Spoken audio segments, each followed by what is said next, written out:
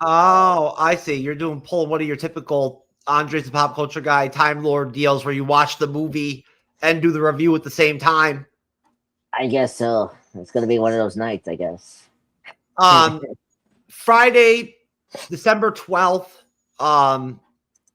Friday evening for the three of us tonight on the MCU's Bleeding Edge to do Underworld from 2003.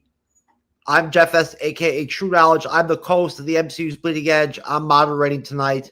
And on the guest panel, my co-host, Cyberneticshark. And as always, Andre's a Pop Culture Guy. So, guys, before I dive into the information for Underworld, what are your general thoughts on the film? Starting with you, Cyber. What do you think about Underworld? What was your first watch like?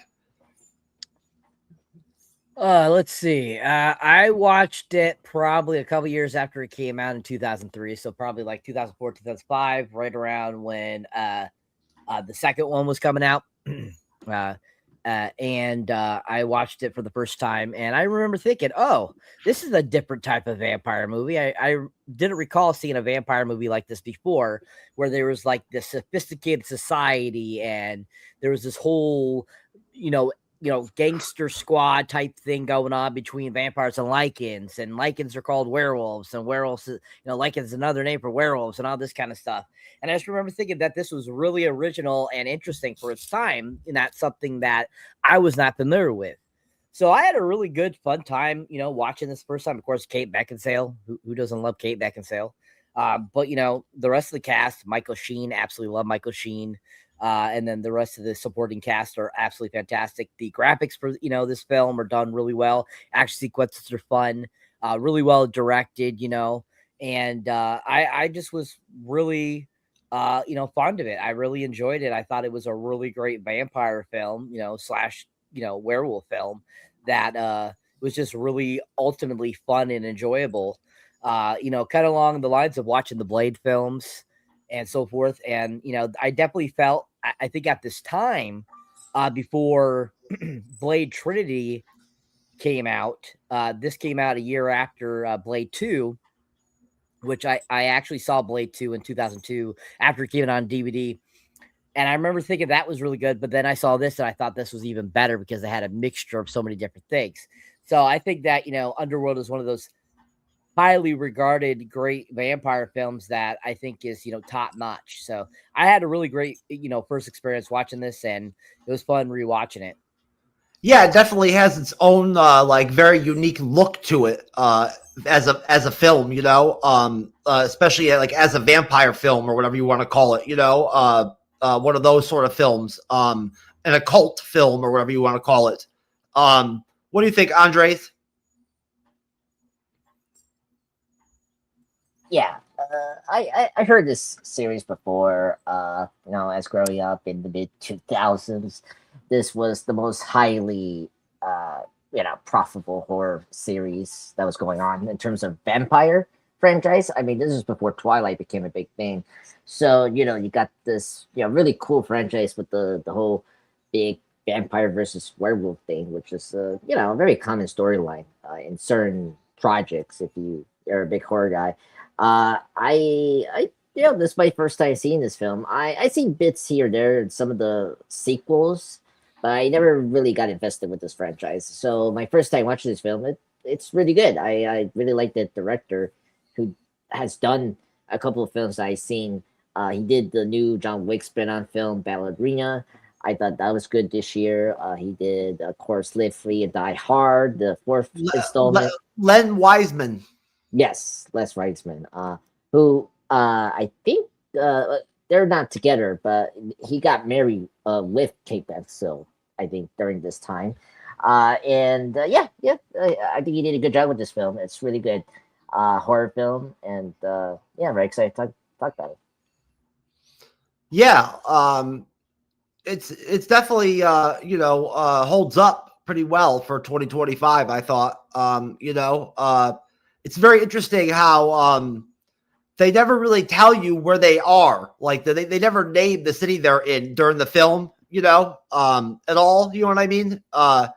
They give you the impression that you're maybe in like New York or like Chicago or something like that, you know, or like, I don't know, so, you know, like a kind of a gritty kind of, you know, type city. But then there's all these different characters that have like European accents and shit like that. So it kind of throws off, you know, the vibe a little bit. You're like, where the fuck are we? You know? I'm not really sure where the fuck the movie really is, to be honest with you, like where they shot it and all that. I never looked. But I'm sure it's probably right here on the Wikipedia. So Underworld, from 2003, action horror film directed by Len Wiseman in his feature film directorial debut, from a screenplay by Danny McBride, based on a story by Kevin Grievous, Wiseman, and McBride. The film stars Kate Beckinsale, Scott Speedman, Michael Sheen, Shane Brawley, Erwin Leder, and Bill Nighy. And Bill Nighy is really good in this movie. The plot centers on the secret history of vampires and lichens. And the main plot revolves around Celine Beckinsale, a vampire death dealer hunting lichens. So essentially, gentlemen, the way that the film starts off, at least from the Wikipedia plot, is for generations, vampires and lichens, an ancient species of werewolf, have secretly waged war. The vampires gain the upper hand when lichen leader Lucien seemingly dies at the hands of vampire Craven, who becomes the second in command to the vampires' leading elders. Celine, a member of the elite group of vampire assassins known as Death Dealers, continues to pursue the extermination of the lichens despite other vampires no longer perceiving them as a threat. After a clash with the lichens, Celine discovers that they are after Michael Corvin, a seemingly ordinary resident doctor. Disregarding Craven's insistence to ignore the situation, Celine privately investigates Michael. The pair is pursued by a group of lichens led by Lucien, who manages to bite Michael during their escape. Since Craven was the only witness to Lucien's supposed death, Celine begins to suspect that he lied about the death and may be working with the lichens. So I'll stop there. And I'll go to you first, Andres. What are your thoughts on the introduction of Underworld? Yeah, I think this introduction is really good. I think one of the things about the series that I think a lot of people, or like my friends, told me that it's very interesting is the lore. They do a really good job of setting up the lore between the vampires and the werewolves, aka the lichens. Like that name, by the way. I kind of like that they gave the werewolves a different name, which is kind of cool. Yeah, and Celine is the most iconic vampire killer. She's basically what Vampiria is, but different. You know, I feel like that's the like. I mean, this has so much like Matrix influence, like her wearing this like. She's pretty fucking intimidating and like, you know, like pretty fucking badass in this movie. Like, you know, like all honesty, the werewolves are fucking like big and scary looking and shit. And real like when they go into werewolf mode and shit, those dudes.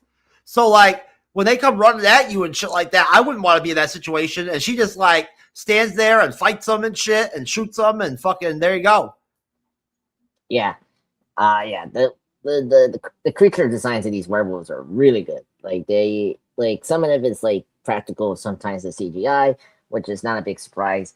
But yeah, they're very scary in terms of werewolves because usually you know with werewolf stuff they usually are small, but we never get like big size werewolves except for like the Howling, the Joe Dante film back in the 80s. But yeah. So I thought this beginning part is really good. It explains like what's the state of like this secret rage war between the vampires and the lichens. And then you get this. What I like about this movie is like it has a really cool mystery kind of vibe where you know Celine is like investigating why the werewolves is like you know going after this normal human that's Michael. Man, Scott Speed, man. I totally forgot that was him. Andres, this is one of those weird movies where they don't really like give you the history, like the flashback stuff until like later on in the film. You know what I mean? Like they don't do that until later in this movie, you know? Yeah. But they don't do that in the beginning, like a lot of films usually do. You understand what I'm saying? Yeah. And even the next sequels, I know they dive into this in the third film. I seen that one a long time ago, and they kind of expand the flashback that we see in the next couple recaps you're gonna go through in this film, because they paid that off in the third film called like The Rise of the Vikings is called the third film. But anyway, The only one I didn't see was the most recent one. Whenever that the last one they made was, I didn't see that. Oh, Blood Wars, I think it's called. Whatever Yeah. it was, yeah. They brought the franchise back a couple of years back. When was that movie? Well, Blood Wars was the last one we got. The 2012 with the Awakening. That's when she wakes up another 1,000 years after the second film. Yeah. Anyway, I think this recap is really good, and it's really cool to see like the weapons, because it does remind me of Blade, with all those like high tech weapons that are like so good at killing your enemy, because you got the bullets that's able to hurt the They have vampires. They have the special ammunition and all that shit. Yeah. But yeah. So that's where I'm at right now with the movie. I think this first part is really good. Like you're invested on the mystery, like why the vampire, like the werewolves are after this noble person who's a doctor, and so I think that was a good smart move to do with this first film. Yeah, I guess there really are a lot of Blade vibes. I never really thought about that, to be honest with you, but there are. It's pretty obvious, right? Yeah. And Matrix too. Like even how she dresses, like very much Trinity. Yeah. The films and the film is very dark, and the Matrix is a very dark film. Yeah. So that's one thing where they have in common. You know what I mean?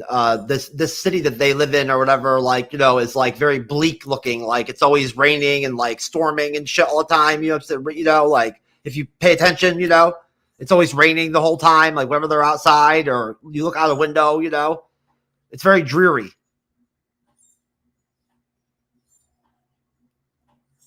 Almost like maybe they're in like fucking like Ireland or Scotland or like the UK or something like that, like almost. Yeah, well, and I do agree with you. It's kind of weird they don't address the area there are, because I've been checking my the notes, and they never mention it. Yeah, like it has to be either mainly European, because that's how, like if you read the classic vampire movies or stories, like they're usually in Europe mostly. Some vampires are in the US, like Blade, but mostly European settings. I don't know, sir. If I had to guess, I'd say that it's probably like a European city. Yes, that's what I would assume. Yeah. Cyber, what do you think, sir? What are your thoughts on the introduction of the movie?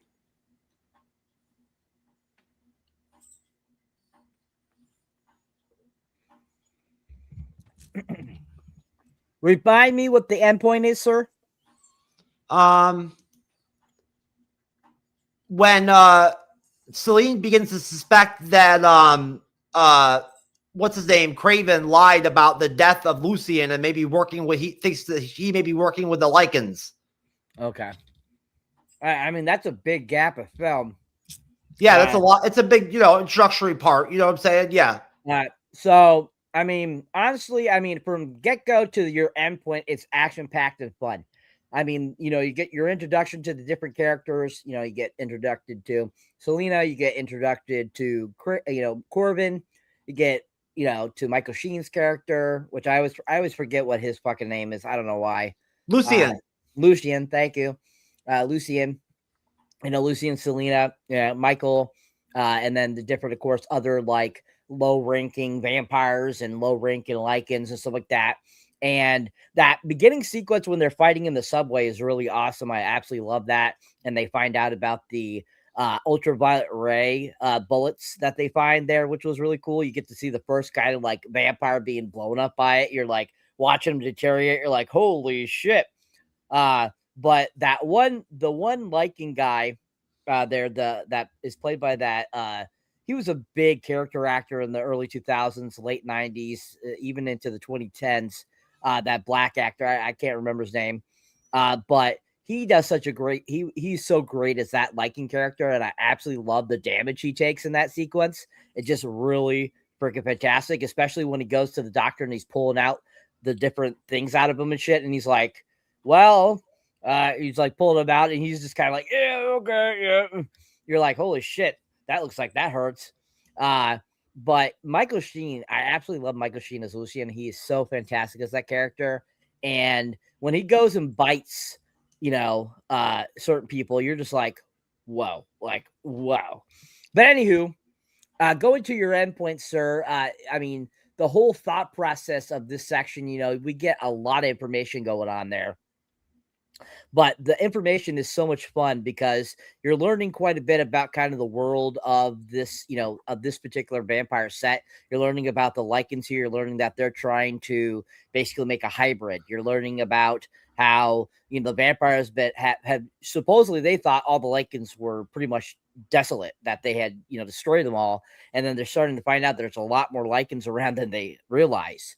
And so there's this big feuding battle, which we kind of get a little bit of a sense of throughout this section too, along with the action and kind of the backstory.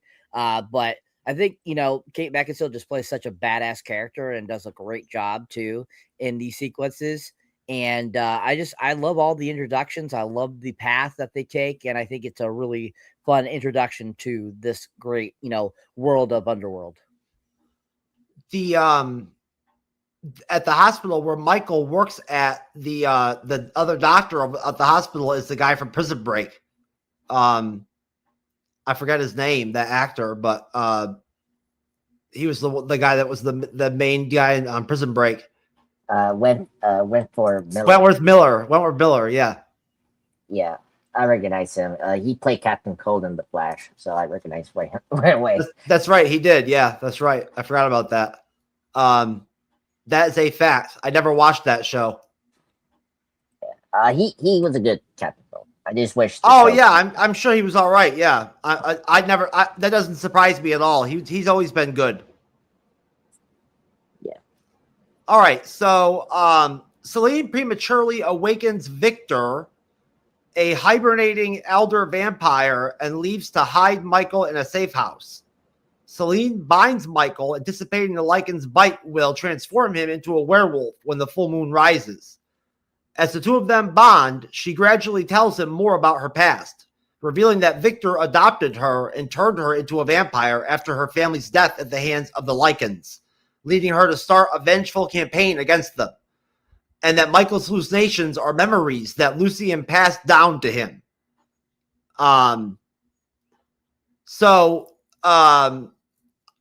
I believe I'll essentially stop there. Basically where she takes him to the safe house, and Victor starts to revive, they just bullshit and bond or whatever, as they say in the Wikipedia, at the safe house and shit like that. And she explains her whole story and everything to Michael as he's transforming or whatever, you know what I'm saying? And that's kind of the end point. And I'll go to you again, Cyber. What do you think of that? What do you think of Victor and, Bill Nighy's performance and everything, and, that section? So this is when the film really gets going, even more into more of the history of the characters and the other, characters that were part of this, great franchise. And we get the introduction of Bill Nighy's character, Victor, which is absolutely fantastic. Absolutely love Bill Nighy. I think he's a fantastic actor. He's done such a great job in several different films over the years. Of course, he was in the Pirates of the Caribbean. He was in, of course, Shaun of the Dead and so forth and stuff like that. And he just is always fantastic. I always like him. And then when I first saw this, this was probably the first film I ever saw him in. And I remember just thinking, that guy is a fucking amazing actor. I just absolutely loved him. And kind of the look and everything of how Victor looks before he starts to be kind of reincarnated after he's put blood back into him. I was like, nice. That's freaking awesome. I thought the special effects were so cool there and so fun. And Selena, kind of awakened him prematurely. You're just kind of like, oh shit, girl, you are just gotten yourself into some deep shit. And I'm thinking to myself, I'm like, oh, this is not gonna be good, especially if you're going behind what's his face's back, and he's gonna be pissed. And eventually leading her to run away with Michael, and them going up to that safe house and everything, and them getting to know each other and falling in love and all that kind of shit. And him finding out more about Selena's past, kind of who she is and what she's about. Get kind of that backstory. She explains things, why she's kind of at the point where she is, and all this kind of stuff. You get kind of more information about Michael and how him becoming this supposed god, basically, for the Lycans is kind of his destiny because of his lineage and everything coming down to him and all that kind of stuff. We learned about that, about his flashbacks and about his dreams and stuff, as you mentioned. And, that was, memories passed down. It's kind of, if you ever have seen any of the other Underworlds, like 3, which kind of goes more in depth a little bit into more about kind of like the lineage going down to Michael, is that film Rise of the Lycans. Most definitely is kind of that gives you more information there. But in this, they give you just enough for you to understand, and I think they do a good job. But their whole thing, them falling in love and stuff like that, and their thing at the safe house is quite interesting. Of course, we don't get to see them actually do anything until the second film, but you're rooting for them. Woo, woo, woo, woo, yeah. You want that, yeah. And I think it's kind of an interesting relationship, and kind of how it's a very slow process, but at the same time, it's like you're kind of seeing Selena grow as a person. You're seeing her kind of understand that she's not your general vampire. She's definitely different, and hence why she's kind of in the path she's in. And I think this is a good example of that in this film, and kind of giving you that idea. So I think it's a really fantastic, portion that, once again gives us great action, great story, great acting by everyone involved, and your great introduction to Bill Nighy's Victor, who was just absolutely one of my favorite fucking characters in this film. He was just so damn good. Really fun section, I think. I think it's a great segue into the next portion. All right. Thank you, sir. Andre's the pop culture guy.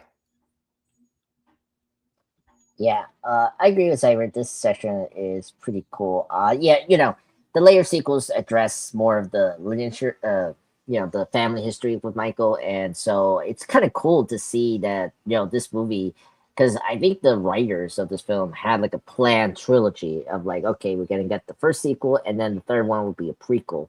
So like they did a good job of laying out, the war that this film kind of talks about the Lycans versus the vampires. Michael Sheen, I love the actor who plays was it Lucien? Jeff Camille? Yeah, Lucien. He is a fantastic actor. First saw him in Tron Legacy. He's really great in that film. Like very David Bowie there. And he's also ironically in the Twilight films as the other main antagonist. I don't know what his name in the Twilight Zone, the Twilight films, but like he's really good in this series. I always like him, and I think his character is very intriguing, and like he does bring some depth and menacing to his role. He was on that TV show too, Masters of Sex or whatever, that was on for a couple of years on like on like Showtime or Showtime. It was in Showtime. I kind of remember that because it was a big Emmy award during like back in the day when it was airing. It was in Showtime.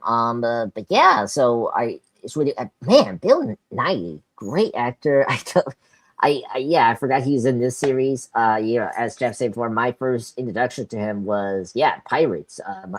When I saw the second film in theaters, of course he's great as Davy Jones, and he's a fantastic character actor. He knows how to play a lot of these crazy roles. He's great in Shaun of the Dead. Love Actually, he's so funny in that movie. It's like as a rock star. He's really great as the villain here. That's the vampire lord, the elderly Victor. The makeup like is so fantastic. Like you see the makeup like seeing him like as the weakened state, and then like before you see him full strength, it's like really cool how they like stage that in the film. So that's really cool. Um, Props to the makeup artist doing that character's like stage, which is really nice. And yeah, like we get more into the mystery, like why do you want Michael? Like he is maybe potentially be well, after getting bitten by Michael Shane's character, he's going to become one of them as a vampire. But they want to know. It was interesting when they got the blood, like when Lucien got his blood, after beating him, and they say positive. It's like, okay, what it means, like why he's so special, because he just turned him into a werewolf. Of course, we learn more like why he's like very important to that. And yeah, and the fact that Craven. One thing I will say that's like the weak point of this film is that actor that plays Craven. He's okay. I feel like they could have gone like a more strong actor to play that character, but he's a decent villain. But just finding out that how Craven like knew that he's like working with Lucien is a very intriguing arrangement. So I wanted to know more about like why they're working together and all that. But yeah, so I really like this section. You learn more about the history of the elderly vampires, and then plus you learn more about Celine, which is cool. Like you kind of relate to her, the fact that her family got killed a long time ago, and then Victor, played by Bill Nighy, gave Celine the ability to be immortal and like become a vampire. So like that storyline was kind of interesting on a lot of efforts. So yeah, overall the action scenes are great. The music is fantastic, very Blade, and very like very Hellboy. Like that's another thing. It reminds me of Hellboy with the European cities and the subways. It reminds me of that, the first Hellboy movie. But yeah, overall great section. Okay, so Celine escapes the mansion. Oh, excuse me. Celine returns to her coven's mansion. Furious about being woken early, Victor refuses to believe Celine's warnings about Craven's treachery and reminds her that his fellow elder Marcus was supposed to be awakened before him. Meanwhile, en route to the mansion to awaken Marcus, vampire leader Amelia, the coven's current ruler, is ambushed and killed by Lycans, who have tracked her with Craven's assistance. Celine escapes the mansion and abducts the Lycan scientist Singe, while the Lycans capture Michael. While held captive in the Lycan's lair, Michael soon learns that Lucien was once in love with Victor's daughter, Sonia. After he discovered the forbidden affair, Victor murdered her. Lucien claims that Lycans were once slaves of vampires, and the war began when they rose up against them and fought for their freedom. So I will stop there. And go back to you, Andres. What are your thoughts on that next segment of the film there, sir? Yeah, pretty good. So this section you just brought up, this is what the third film is about. They show you the overall romance of Lucien and the daughter Sonia.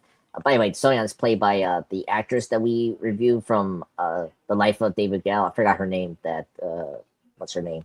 Rita Marone or something like that. The one that Kevin Spacey is getting in trouble with, the one of the students. But so they expand that storyline to show you how those two are falling in love, and then how Bill Nighy's character finds out this affair, and so kills her. We see that full on in the third film, which is really cool. And so seeing this story, pan out in this flashback and storytelling, it's pretty cool, because they pay that off in the third film, which is nice.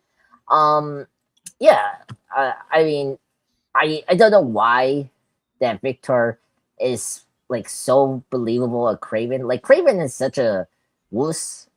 Come on, this guy is incompetent. You should know he's betraying you. Why you don't believe Selena? Because he says before her bringing some of the evidence to him that he has made a deal with Celine, and like you say, like, this is your daughter, like, at least listen to her, right? So I feel like that was so dumb. It's like, come on, Victor, you should be smart as an elderly, like, Craven, he could be this betrayed, this very like power hungry vampire that wants to take over your spot, so I was kind of surprised by that. The Marcus thing, him being a vibe over the other elderly, like that, becomes a major thing in the sequel. And what's it called? Evolution. Yeah, I think it's called Evolution. Yeah. Yeah. Because I think I think I remember one of the actors from Blade 2 plays that character, the main villain, but I can't remember right now. But yeah, Tony Curran, the Scottish actor, I recognize him because he was in Doctor Who. He played like Vincent Van Gogh. He was in Daredevil, actually. That's where I remember him from. He plays the main villain there. So you get that, and then also you see Michael like slowly, like feeling like slowly getting the flashbacks to the the Sonia getting murdered by Victor. Because that's another thing. It's like he thinks that he's having these nightmares, but like they're not nightmares, as Celine said before. It's like memories from another past. So that's kind of intriguing. And what else? I just forget. I think this section is like a lot of exposition, just getting to know more about the intrigue of like what's going on with the mystery and like why Craven is working with Lucien to like get Michael.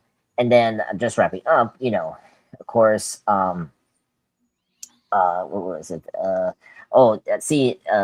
The female elder immediately being attacked by the Lycans was a really cool ambush, I gotta say. Like, cool train, seeing the werewolves coming down and like attacking their enemies inside. That was a really neat horror scene there. So yeah, overall, this section is good.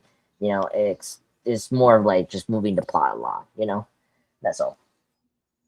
Okay, thank you, sir. Cyberneticshark, sir, go ahead.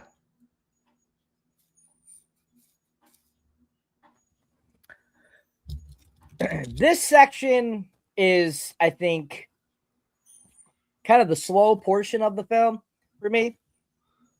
I think that there's quite a bit that it just could have been either. I feel it could have been either segmented a little better, or it could have been, cut down a little bit. I just think that some of it was just kind of repetitive when it came to kind of what was going on, like another person being basically, overseen by somebody else, by waking somebody else up. It was kind of a repeat of what already happened with Selena and Victor, as we get Marcus now being woken up and all this kind of stuff. And so I think that there's a lot of great action in the sequences. I think that overall it's done well. I'm sorry, repeat the endpoint, sir. The flashback scenes where you see the Lycans being slaves of the vampires and all that shit, and then so that's how it definitely gets a very kind of slow a little bit with those flashbacks, showing the Lycans and kind of how the vampires treated them originally and kind of what led to their kind of almost extinction and type of stuff, and kind of how their relationship was between the vampires and the Lycans. And I think definitely I feel those scenes were okay. They weren't horrible, but I just feel they could have been a little more tighter, a little better. I think they could have been a little more action packed or just better performances that would have made the film a little better. In that sense. With that, I just don't think that they were as executed as they could have been. Because I feel like flashbacks, they're very important to story a lot of the time. And they explain something, or they give you an insight into something that you didn't know prior that'll help you to get the story along.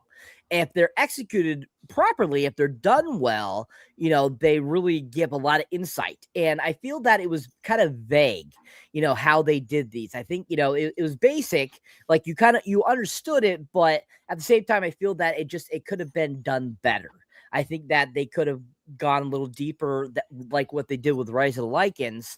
They could have done that with this sequence to give you even better information about kind of really how it was, because they give you like a brief kind of thought processing in those flashbacks. But at the same time, I think they just could have been a little better.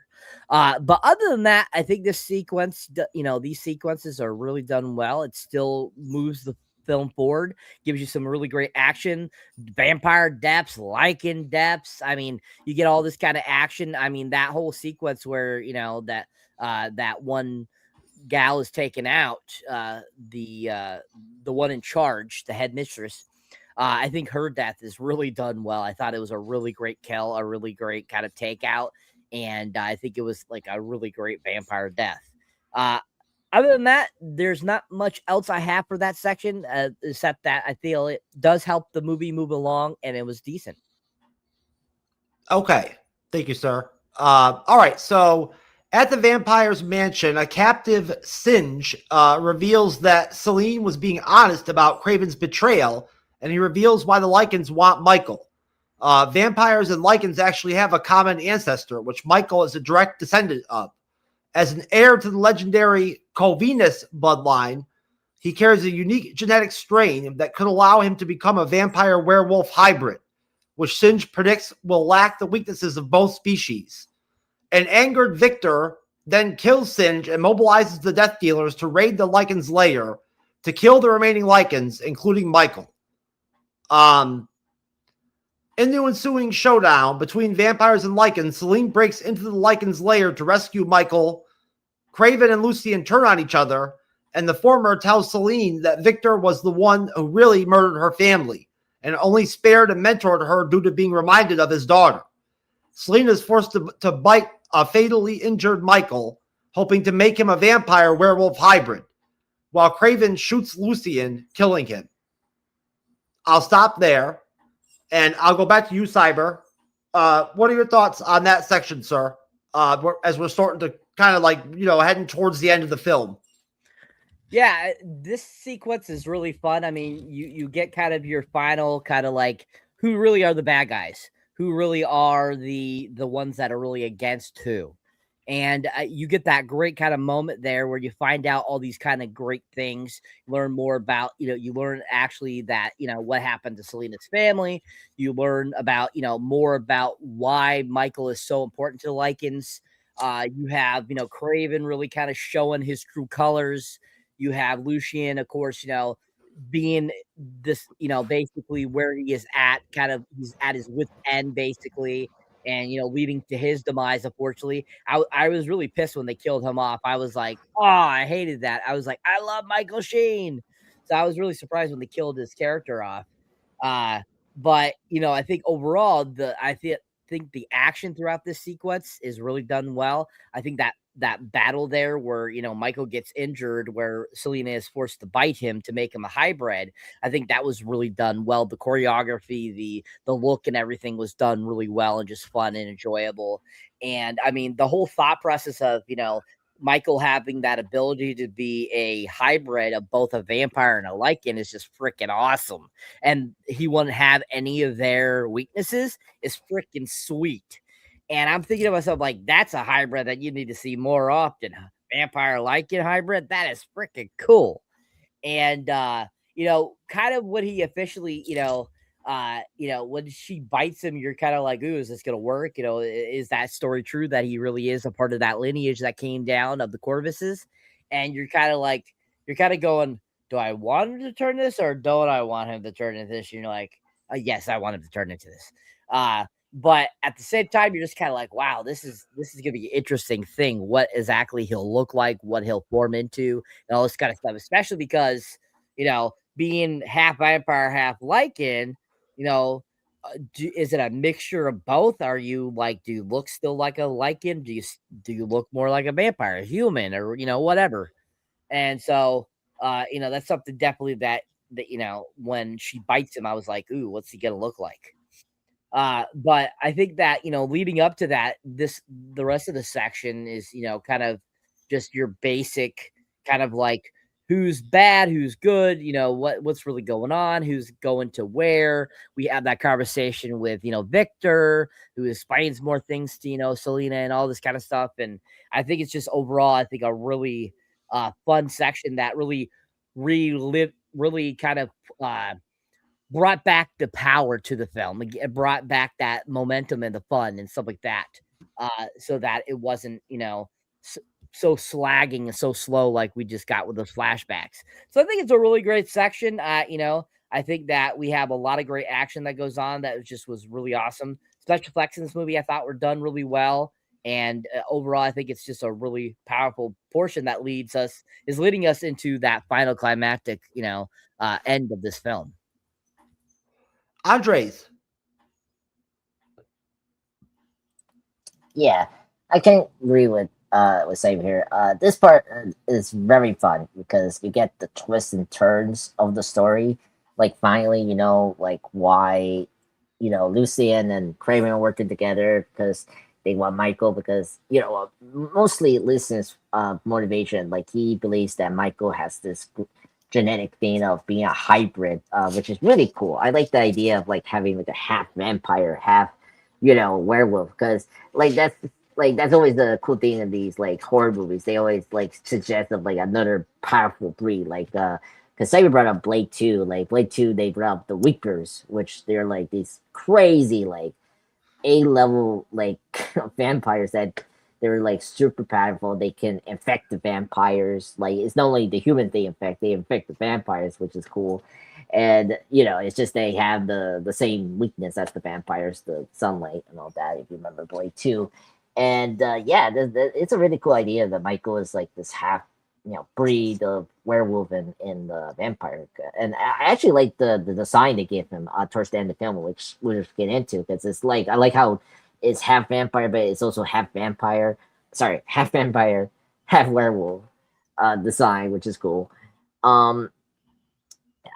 So speaking of Victor, like after the werewolf doctor that was like experimenting on some of the like candidates that were like the ones they were trying to find that who was the kind of like half breed.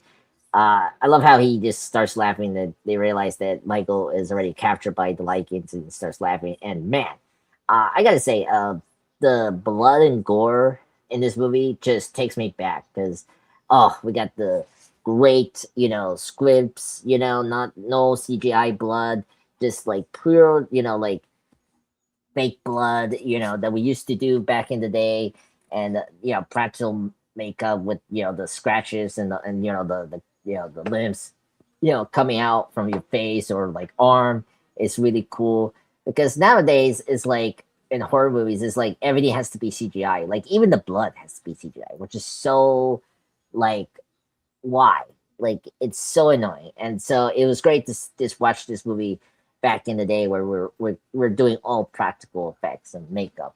I thought that like killed that the Bill 90 killed the scientist was really neat. And yeah, and of course the battle between the vampires and Lycans were okay. I kind of wish they did more with that battle. It was just like a shootout, basically, like a raid, like like a raid into the layer. So it was nothing spectacular. Like we didn't see anything like action packed during that scene, but the scenes with Lucian and Craven were way better because we were learning the twist that Celine's family were killed by Victor. That part I did not expect. That was a really cool twist, and that she was spared because she reminded him his daughter that he killed. So that was kind of crazy, and it was kind of crazy not to like expect Celine was the one that has to bite Michael to make him be the half werewolf and vampire breed. Yeah, and I agree with Cyber. It was kind of sad. Like I know that Michael Sheen comes back in the third film, but it was kind of like sad that they kill off his character in this first movie because he was so good. because he doesn't come back in the second film at all. So very sad that they killed him off. But yeah, Vamps are Vamps. Yeah, I agree. Room upstairs. Yeah, the wolves are OP compared to Vamps. Sometimes in stories, especially Twilight. Twilight, they are never OP over there too. Anyway, so overall, I like this section. It's better than the last section we discussed because this section was a little bit more action, but we got a little more like revealing the plot and the twists and turns. They were all satisfying. So that's my thoughts on the section. Okay, so when Victor arrives at the Lycan's lair after the battle, he admits to murdering Celine's parents and killing his daughter. He also insists that he killed Sonya for the good of his people and reveals she was pregnant with Luthien's child, an abomination in the eyes of the two species. Lastly, he claims that he made Celine immortal because he loved her and proceeds to fight the hybrid Michael. Initially overwhelmed by Michael's strength, Victor eventually gets the upper hand and attempts to strangle him. Celine rouses from her disorientation and kills Victor by beheading him with his sword. Now enemies of both vampires and Lycans, Celine and Michael flee the Lycan's lair together. Back at the vampire's mansion, Marcus, now the sole surviving vampire elder, awakens after Singe's blood seeps into his sarcophagus. And that is the end of the film. So I'll go back to you, Andres. What are your thoughts on that ending, sir? Yeah, very good. I gotta say. By the way, the death of Victor was so crazy. Like when she did the sword thing, I was like, okay, like I thought his limbs were gonna fall off, but then his face fall out and you see the brain. I was like, oh, that was a kill. Yeah, I thought his death was like very glorious. And yeah, I brought up briefly the Michael's like creature design as a half vampire werewolf was really cool. Like it's black, but like you could see he's like half vampire, half werewolf. I like how mixed it was, because like in the werewolves they're like full on like aminals, like big giant like werewolves. I like how Michael design is a little more like half human with werewolf and vampire. So that transformation was really cool. And of course, Celine is kicking butt, which is nice. I like how the way she killed those three death dealers. They're she's called and everyone that's like the assassins for the werewolves. And I guess the can you call this a post credit scene? Because it kind of was when Marcus was when I was wrapping up the movie. I was like, huh. Like we went back to the mansion.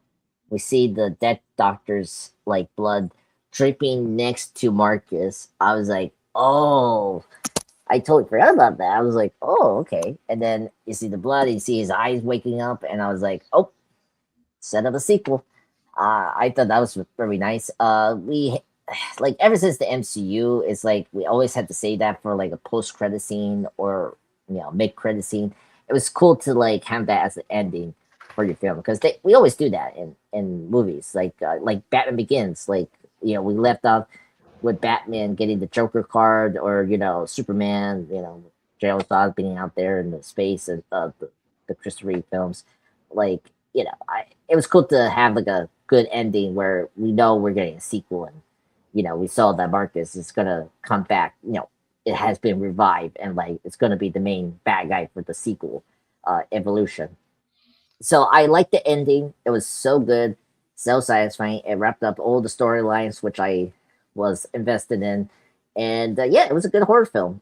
They brought a lot of gore and blood, which is good as a vampire movie. You really need that. And as a werewolf movie, they delivered that as well. So I highly recommend people to see this. So I really like the finale. Okay. Cyber, wrap us up, sir. So the conclusion of the film is really great. I mean, that final battle with Victor and Michael is great. We have now seen his transformation, Michael, and he's this weird looking fucking aquatic looking fucker. I mean, when I saw him, I was like, what the fuck is that? I'm like, that is probably not the best looking hybrid I've seen, but it was okay. I mean, he looked like he had a whole bunch of baby oil on, kind of, a little bit for the most part. He was like dripping and shit like that. But I was kind of like, he looked kind of aquatic to me, like he was trying to be Morbius or something. But at the same time, I'm like, I don't really see much like in there. I see more vampire than anything, and I'm like, you could have done a little better there, I think, guys. But him and Victor's battle is really great. Basically he's like has the upper hand at first, and then you think Victor has the upper hand, but then when Selena comes down and slices his head, you're just like, holy shit, that's fucking awesome. And you're just like, wow, that's just so badass. And you're like, just like the precision she did it in was just so well choreographed and just so much fun. And just like how she did it too was like, definitely Victor was completely shocked too. And I think Selena was more like, this is retribution for my family, you sick fuck, type of deal. And I just love that. I think that she did a great job there, just that with such a great battle there. And, kind of, leading up to that final battle too. I mean, the transformation of Michael is interesting, how he officially becomes it and all that kind of stuff. And we see Selena kind of, in dire straits before she's able to kind of muster up the courage to be able to kill Victor.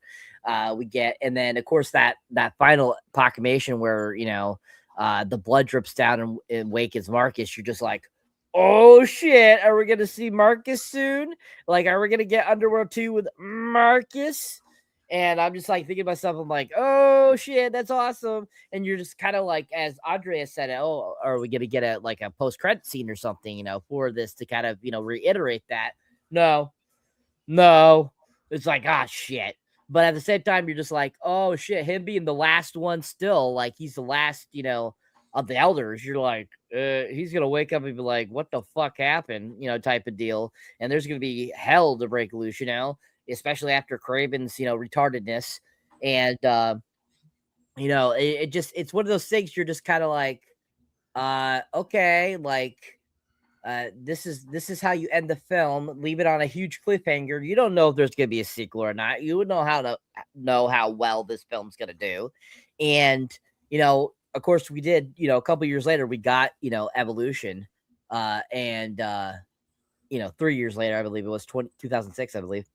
And I was like, oh, finally we're getting this sequel. But at the same time, it would have been nice to have had that little tidbit there, having that little post-credit scene showing Marcus awaken and realizing shit's fucked up, and be like, where is blah, him saying like something like, where is blah blah blah or whatever, where's Victor or something, and it just, they do officially in the second one, go all over that. But at the same time, you're just like, I had to wait 3 years to find that out. Like, shit, man, you could have left me with something.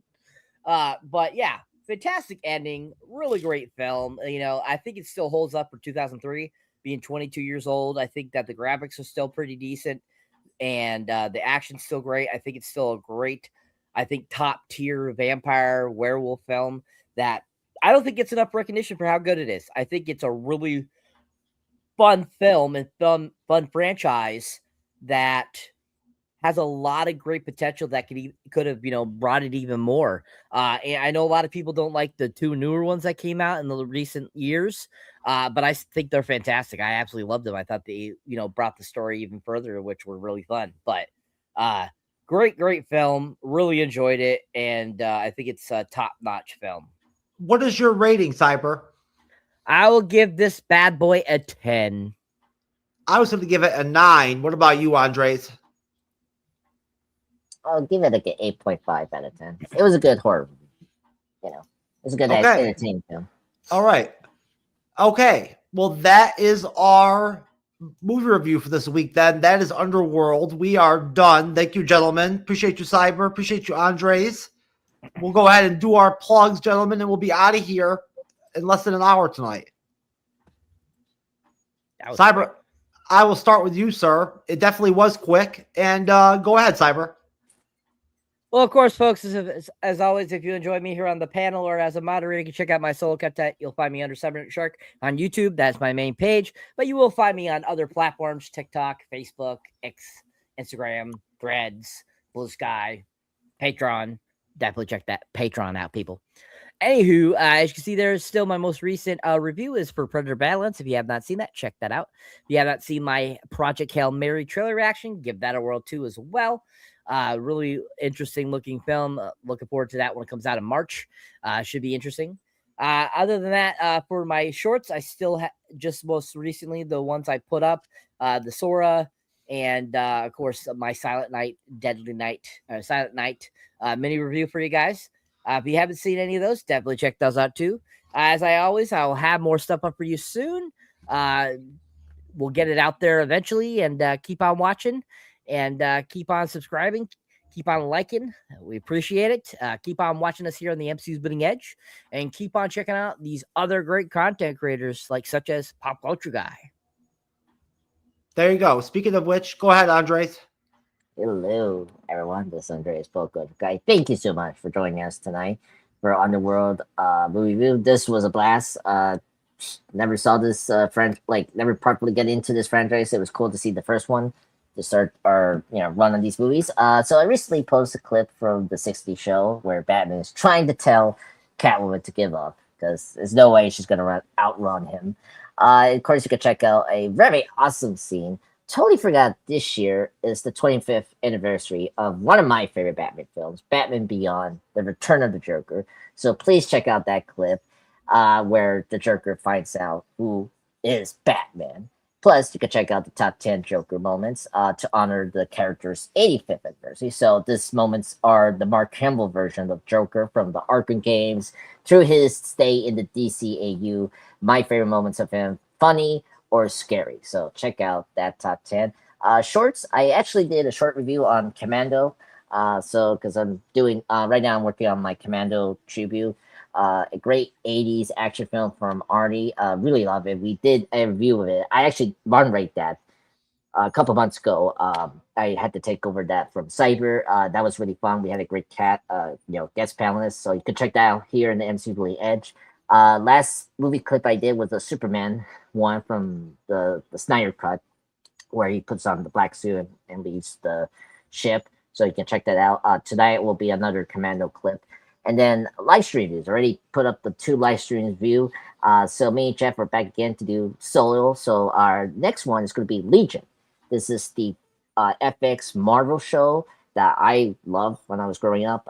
It ran from 2017, 2019. So Jeff told me that he sold the whole show, so I was happy. I was like, let's do that.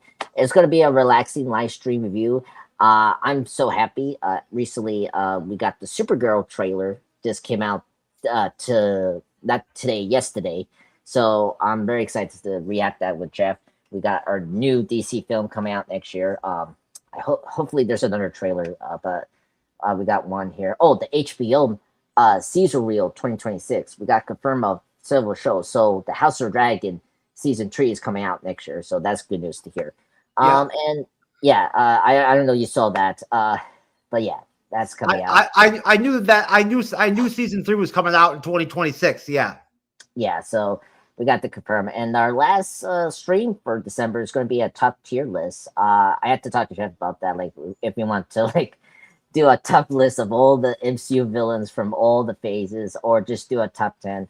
But yeah, that's going to be our next last thing for December. So, and if not, check out the other stuff. So far, the Bond live stream videos have been doing very well. So thank you so much. And please support me, Cyber, and Jeff to continue on for more content. Shout out to Bird from Room Upstairs Podcast, and shout out to all the folks that caught us live tonight. We'll be back next week for the finale. Andres will be moderating for the finale of It. Yes. I'm so Welcome excited. to Derry. Yes, episode 8. It's all Andres. So, for Cyber, for Andres the Pop Culture Guy, I'm Jeff S, aka TrueKnowledge. We're out of here, and we'll see you next time. Peace.